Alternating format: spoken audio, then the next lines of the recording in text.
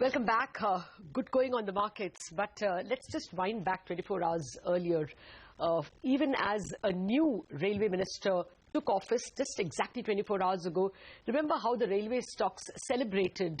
We saw them rising, 5 to 10% on hopes that this beleaguered sector is finally going to get some visionary work and visionary building from the new minister. Suresh Prabhu has had an excellent record as power minister in the earlier NDA government.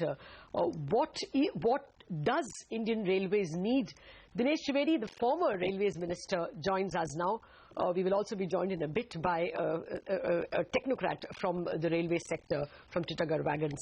Mr. Trivedi, thank you very much for joining us. Well, for the longest time, Railways has been given to an inconvenient ally of the ruling coalition, and it suffered because of that.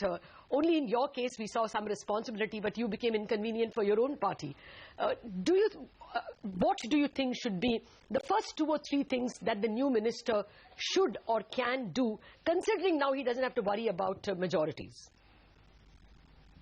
First of all, let me wish all the very best to Suresh Prabhu, who has been a very dear friend, very capable person, and I really, really wish him all the best. Having said that, first of all, Lata, please understand that the political system in India has not understood the potentiality of Indian Railways. It is very clear, you know, India, you cannot grow India without Indian Railways growing not double digit, but at least 15% per annum. And all of us, we say that railway is the engine of growth, but the engine is stuck. Can you imagine? 4 railway ministers in 1 year. So first of all, even when I was a minister, Lata, I always used to say that please define what is railway. You really want to add your GDP growth with the railways, or you just want to have the railway as a poor man's transportation from A to B? So first of all, you have to institutionalize Indian Railways, and you must have a national policy of Indian Railways, which is not going to be for a year or 2. Like for my budget was not for 1 year, it was for 5 years. You should know where are you going to go from here, say after 10 years or after 20 years. But unfortunately, politics have always used railways as a carrot, and that is what is not going to help. So, it is, I always felt that to keep India's growth below 10% per annum is a very difficult task. Mind you, I'm saying to keep India's growth below 10%. Got it. For another 10 years, India can grow at the rate of 10%, provided you let the Indian Railways grow. It is so directly connected. If you look at any developed country, if the railway, especially the freight system, doesn't grow, India cannot grow. It is the agriculture and the railways which can really get India grow. No, sir, that point is completely taken. But just what should be the first 2 or 3 tasks? You have a minister who has a record of being a good administrator, and you don't have to worry about political majorities for now. This government has been able to raise diesel prices. It has been able to raise power tariffs when the BJP was in Gujarat. So they've shown the will to raise tariffs, and now they have the majority. What really should be the task of the first budget, say, of the railway minister? See, the ministry, unfortunately, is so much minister-driven. So you have got to give a big leadership. But unfortunately, at this very point, railway is bleeding. There are so many vacancies. The entire board is going to be new in the next couple of months. The chairman is retiring. More than 60% of the board members are retiring. The FC is new. The budget is round the corner. And there is no money. Please understand, if a railway minister has to present this budget, there is just zilch. There is just no money. So, it is the government of India who has to come forward and say that this is our investment. Without investment, you see, look at China. China was about 15 years behind Indian Railways about 20 years back. Now they are 100 years ahead. So you have got to please understand that there is no magic. One minister in 1 year is very little. Whatever you invest today, the result will come only after 10 years. It's a huge infrastructure.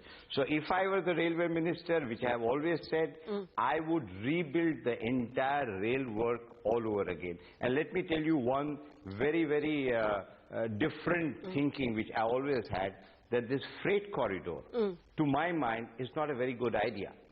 You must have a passenger corridor, and I tell you why. It's a very new idea, because if you are building a new freight corridor, you might as well build a corridor for passenger which will take 300 kilometers speed, and the present network which you have, give it to the freight, because freight doesn't go beyond 120, 130, 150 kilometers an hour, which the present system is very well built for.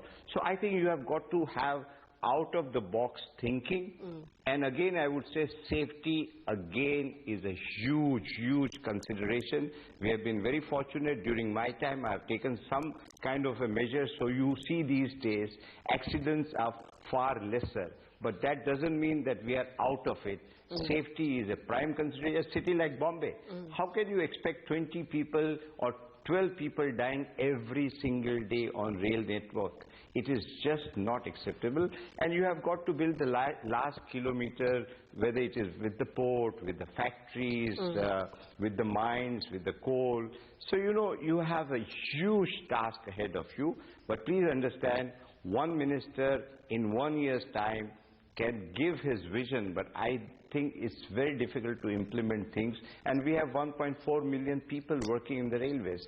So you have first got to understand the railway system, which I can tell you again, our political system needs to understand what is the potential of Indian Railways. This is one of the best organizations in the world, and it's, mind you, it's a very efficient organization.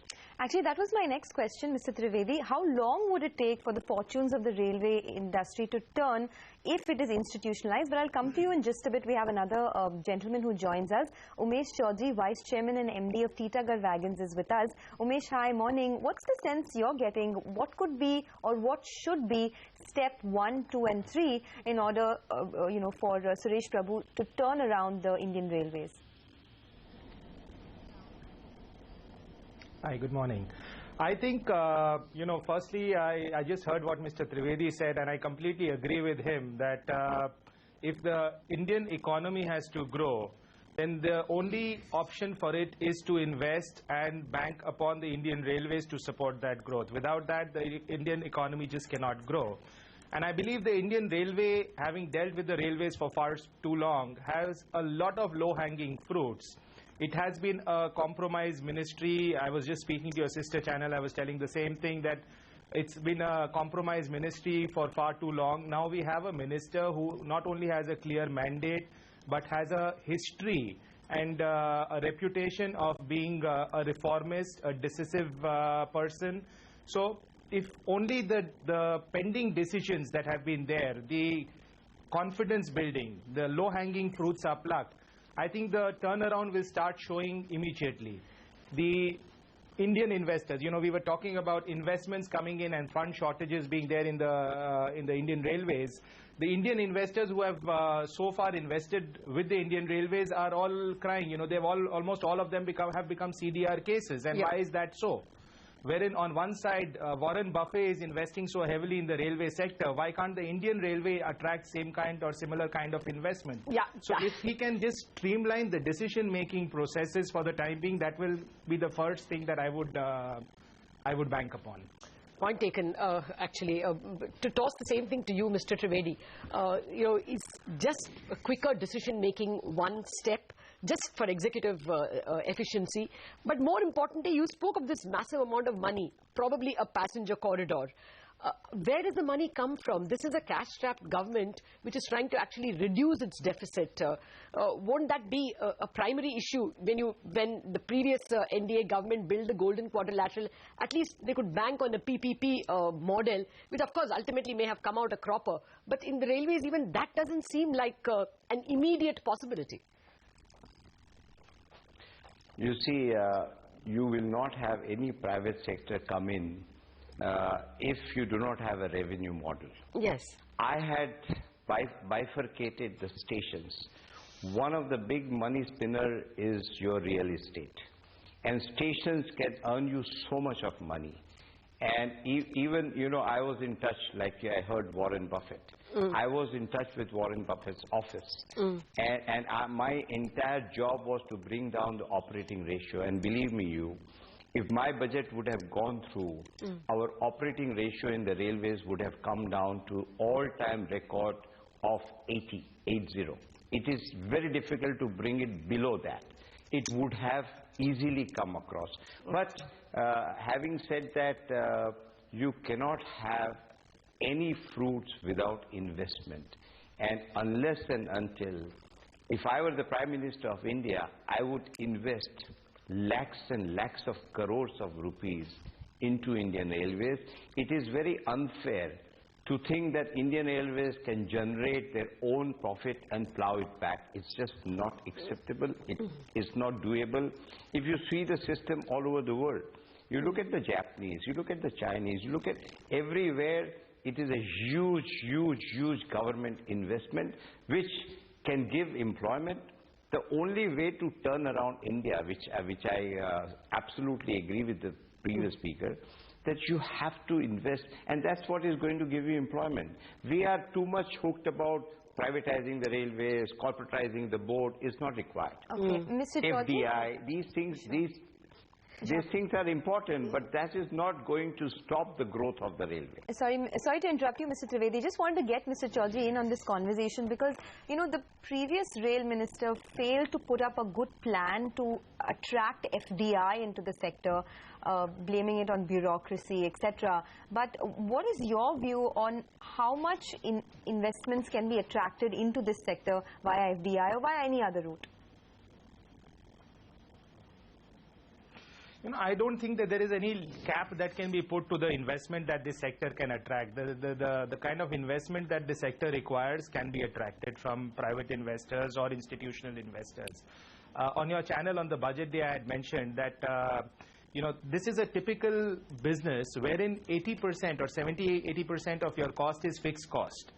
And your revenue that you generate, 70 or 80% is operational profit. And on one side, that is the model. And on the other side, what we saw that the IRFC's borrowing was cut down. So I didn't see the maths really matching up together. You know, why should on one side you having a operating ratio problem, on the other side you're reducing your borrowing and thereby reducing your capex. So both were not matching.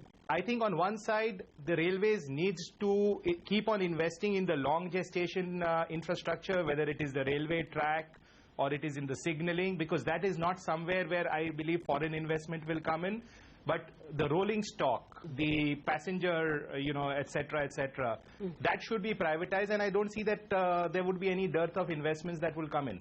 No, actually what Mr. Trivedi is quite clearly saying is that the first funds, proactive funds, will have to come from the Indian government. And the issue really is now whether the government can find the money. It has the political numbers, but will it be able to find the money? Deficit financing is about the only thing, isn't it, Mr. Trivedi? Yes, I think we require a huge time investment, and we have to understand that whatever you do it today, the results are going to come only after 10 years. There are no shortcuts. There are absolutely no shortcuts. And like I said, that if I had to be at the helm of affairs, I would rebuild the entire Indian railway system. And please understand, our people in the Indian railways are the best in the world. Okay.